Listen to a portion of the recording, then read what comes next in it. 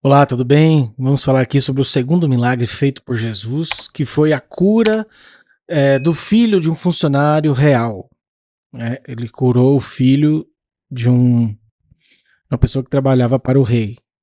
Esse milagre ele está escrito, ele está relatado lá no livro de João, capítulo 4, dos versos 46 até o verso 54. Diz assim: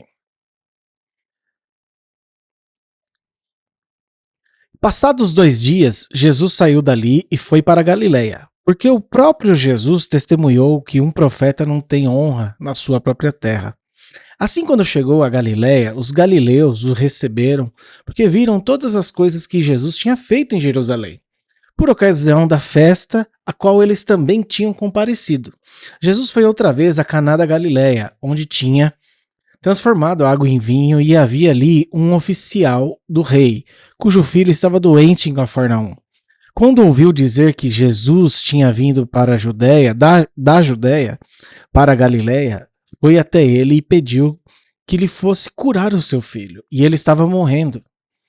Então Jesus lhe disse: Se vocês não virem sinais e prodígios, de modo nenhum crerão. O oficial pediu mais uma vez: Senhor, venha antes que meu filho morra. Jesus respondeu: Vá, o seu filho vai viver. O homem creu na palavra de Deus e partiu. Creu na palavra de Jesus e partiu. Quando já estava a caminho, os seus servos vieram e encontraram ao encontro dele, anunciando-lhe que o seu filho estava vivo. Então perguntou: que horas que foi isso, né? Que horas que o seu filho havia se sentido melhor? Informaram: ontem, à 1 hora da tarde, a febre o deixou. Com isso, o pai reconheceu que aquela era precisamente a hora em que Jesus tinha dito a ele: o seu filho vai viver. E ele e toda a sua casa creram. Este foi o segundo sinal, o segundo milagre que Jesus fez, depois de ir da Judéia para a Galiléia. Aqui é interessante a gente entender porque a questão da região, né? Foi em Cafarnaum, a cidade ali da Galiléia, a região onde ele vivia, que aconteceu esse segundo milagre. Os pessoal dali, os habitantes dali, eles duvidavam, né? Porque eles viram Jesus crescer, eles viram Jesus ali com José, com Maria, e eles duvidavam de Jesus. E foi nesse contexto também que aquele funcionário do rei, aquele funcionário ali que estava com um filho doente, e a gente percebe que provavelmente era uma febre muito alta, uma febre que chega à morte, né? Que foi nesse contexto, né, que fez toda a diferença ali quando confiou na palavra de Jesus. Quando aquele homem, o pai daquele menino, aquele homem que trabalhava para o rei, acreditou, confiou na palavra de Jesus e voltou para reencontrar seu filho vivo. A fé nas promessas, né, de Jesus, pela sua palavra, ela foi empenhada. Pela palavra de Jesus, ela foi empenhada. Então é por uma palavra se empenha e pela fé se crê. Que foi a motivação para aquele homem que tivesse a sua vida e a vida da sua família transformada.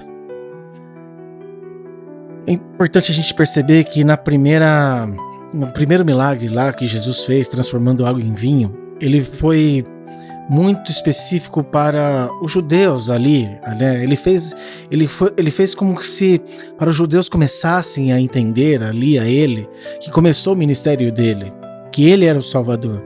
Mas aqui nesse contexto ele expande um pouquinho mais para as regiões ali de Cafarnaum, para aquelas regiões ali da Galiléia. Então Jesus estava querendo dizer que eram para todos, que ele veio para todos. Agora Jesus pede uma fé melhor aos seus seguidores. Jesus trata esse homem, esse oficial, liberando palavras que vão mexendo com eles por dentro, que vai mexendo com aquele oficial por dentro, até que ele possa receber o milagre. Da mesma maneira, Deus nos chama. Da mesma forma, Deus nos chama para coisas melhores e maiores.